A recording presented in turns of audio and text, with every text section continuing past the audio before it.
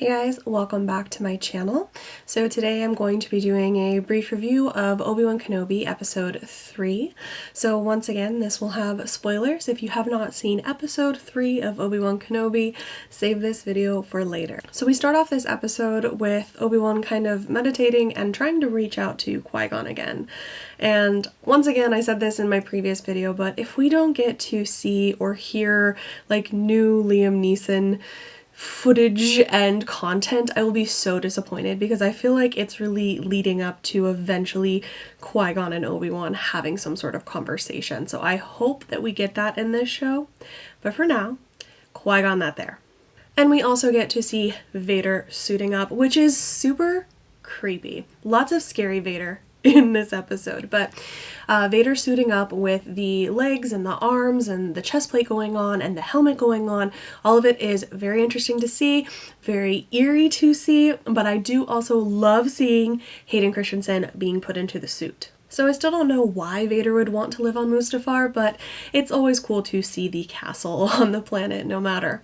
So we have James Earl Jones' voice back for the Darth Vader voice, of course.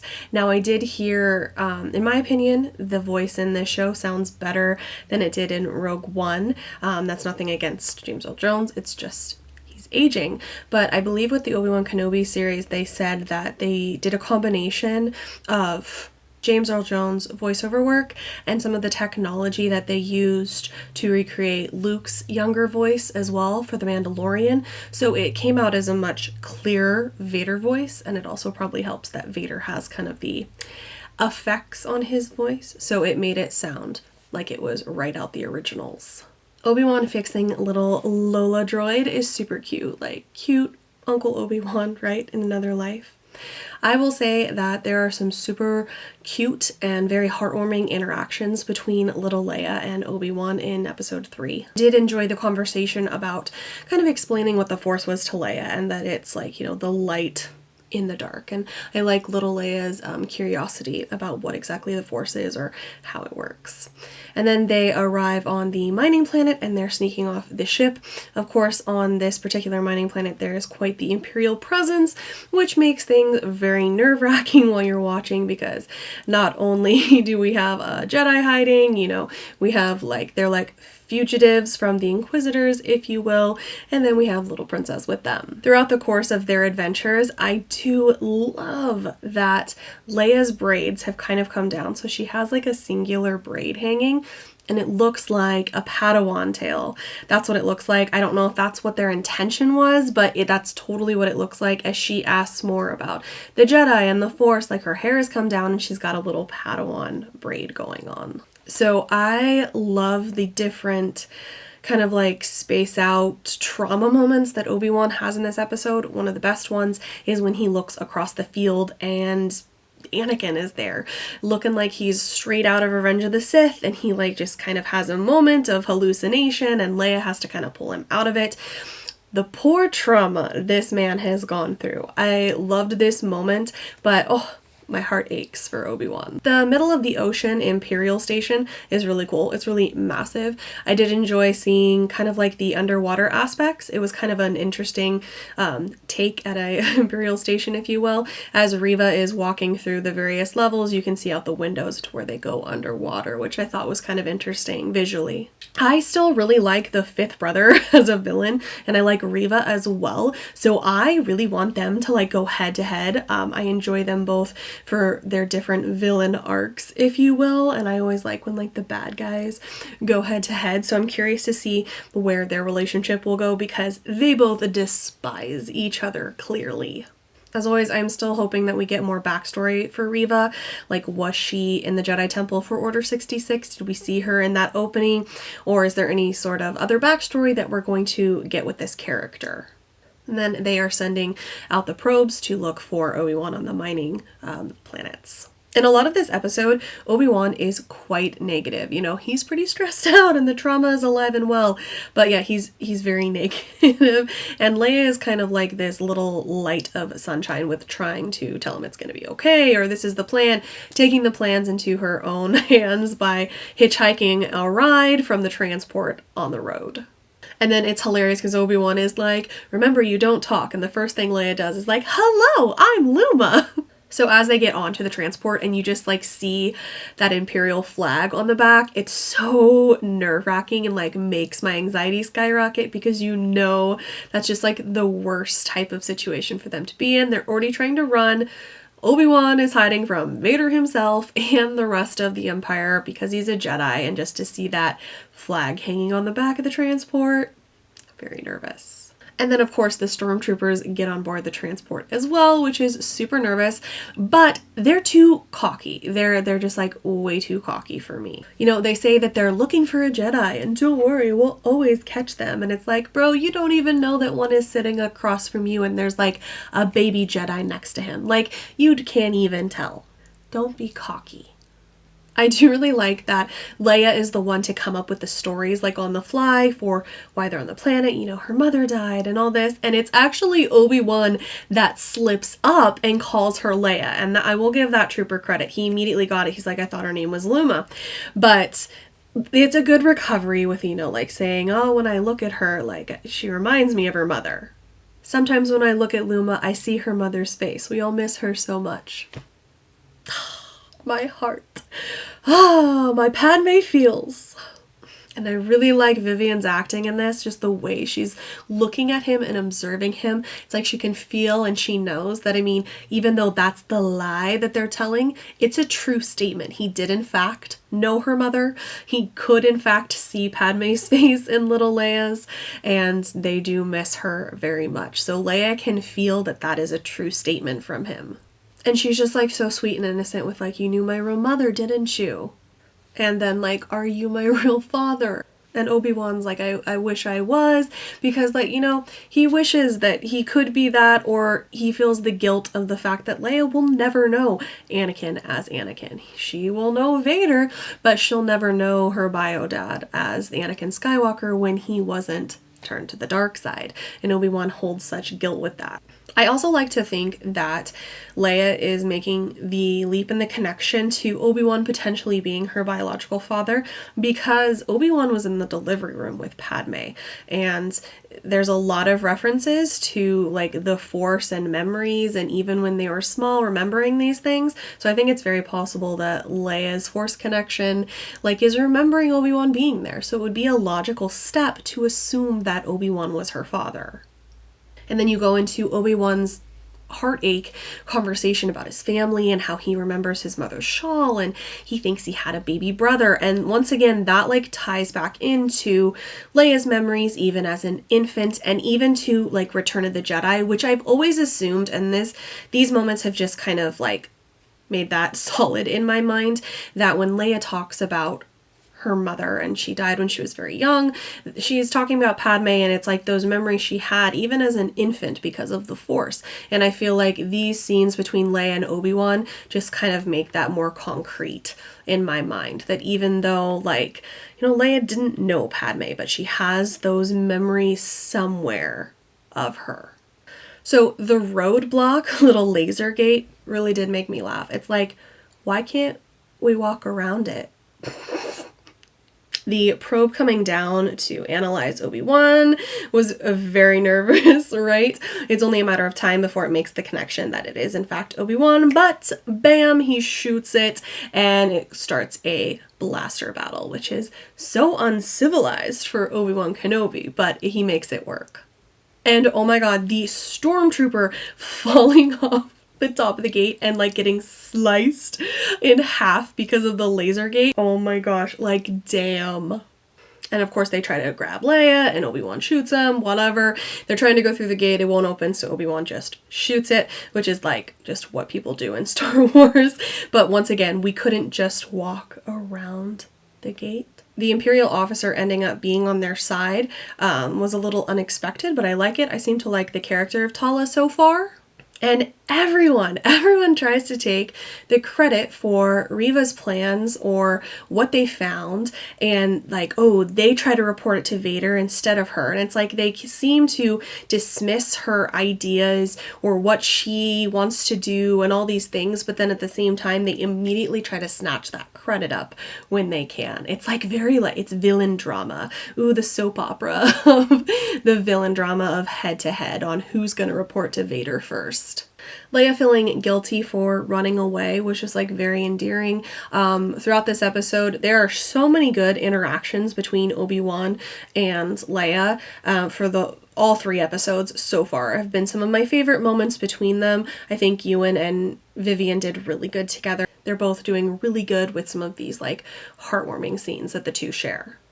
I do also love that Leia continues to like interact with the other droids and like introducing the loader droid to Lola and just that kindness that she has at such a young age. So the path and like the safe houses to get Jedi and Force sensitive people like relocated and different names. I love that idea that would clearly be happening in like a imperial world, if you will. So I like that we got to see some of the brief safe house and kind of the sketches on the walls of some of the people who had been through this path. And with that, I enjoyed the reference to Quinlan. It was a good little Easter egg to throw into the safe house there. Only when the eyes are closed can we truly see the way. This quote really reminded me of Ezra and Kanan for some reason. The loader droid, so I love him, and it's kind of like what Tala had said, like actions speak louder than words. When the stormtroopers come in, you know, they're looking and they're just like, oh, he's just a loader droid, he can't do anything. But all the while, this droid has a huge hammer that's like behind his back, and he's ready to show those actions if need be with these stormtroopers, if they're gonna like try and bust in on the safe house. So I love that. He doesn't have to say anything, but his actions speak for exactly what side he's on. It was funny Leia asking for her to teach her how to shoot, and she'll make a good fighter one day. Yeah, true story, bro. True story. Like all her life. So Obi-Wan starting to feel Vader's presence also kind of reminded me of Rebels with Kanan and Ezra, but this starts the epic and intense moments of this episode. So the townsfolk freaking out, the breathing starts.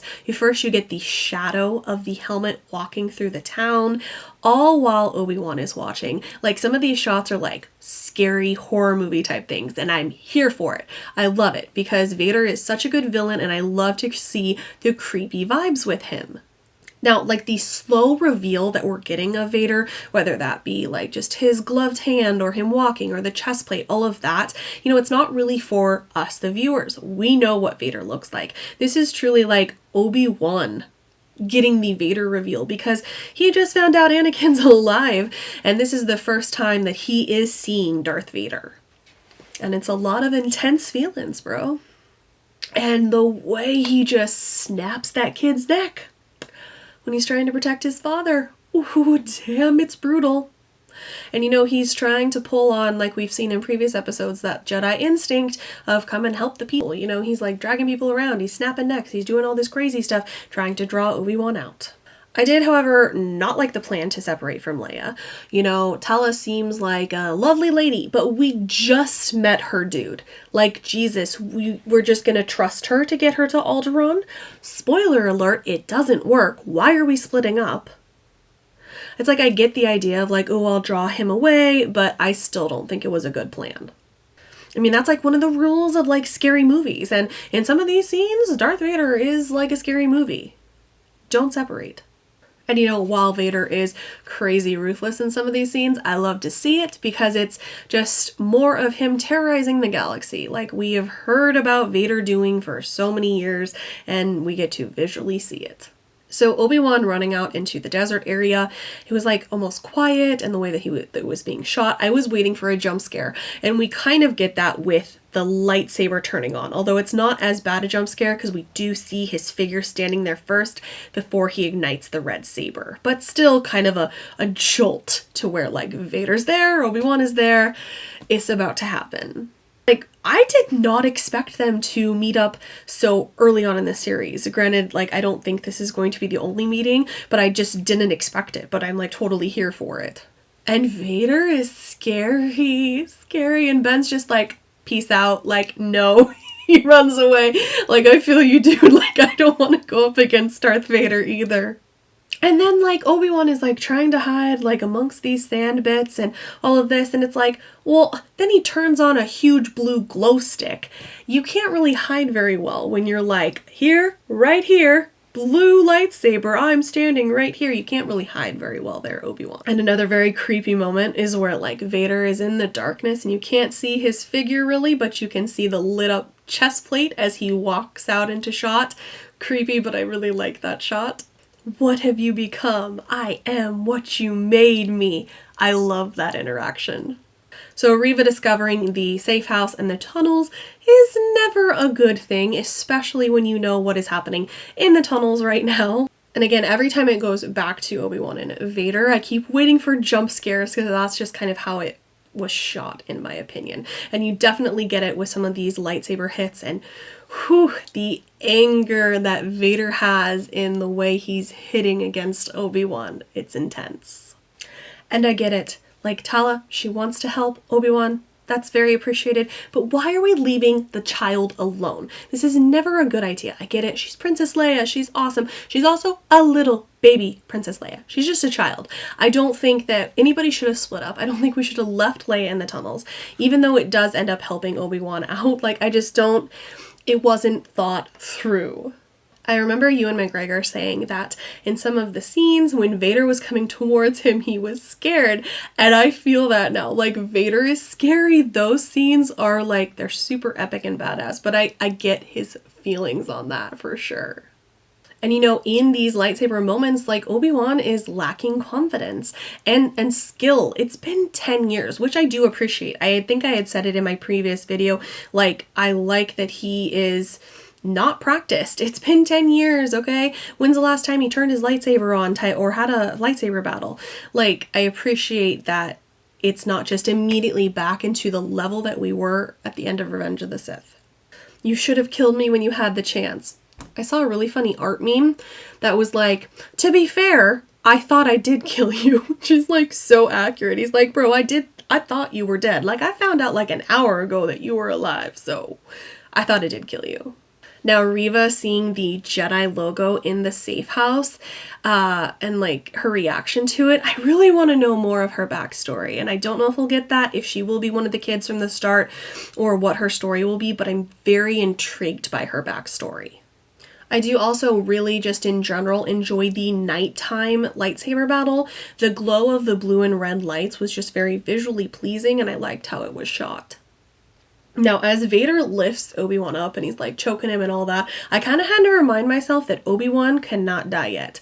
He's not going to kill him yet, but it was very nervous watching this occur. And then, of course, we light the fire and we burn Obi-Wan across the flames, which was just like, oh my god.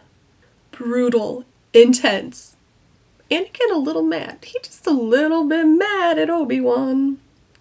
And like I said, Tala did like come to the rescue and she shot the troopers and started the fire again so that the loader droid could get to Obi-Wan and get him to safety, if you will. So she did come in handy, but I still don't like the idea of just like leaving the group and leaving Leia alone in the tunnel. Whew.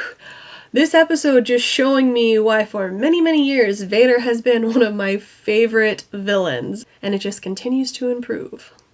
I do like that Reva didn't just go through the tunnels, like she found the ending of it, which was very smart. She's a very smart villain, and I do enjoy her. Rest in peace to the pilot, though. And again, this is why it was a bad idea to separate, because now you got Tala and Obi-Wan, they're gonna like get to a transport or something, maybe get him some medical attention. Leia is at the end of the tunnel with Reva, and I doubt she's gonna outrun her, so she's gonna get kidnapped again, and they're all separated. We gotta go save the princess once more, and episode is over. But all in all, this was a fantastic episode. Like, the first half of it, I loved some of the heartfelt conversations between Leia and Obi-Wan and just the feel to it. And then like the second half of it was very intense with like the trauma that Obi-Wan is going through with the lightsaber fight and the meeting of Obi-Wan and Vader again. It was all super intense and badass. So I really thoroughly enjoyed episode 3. As always, I would love to hear what you guys thought about this episode. Leave it in the comments below. And I will see you in the next video.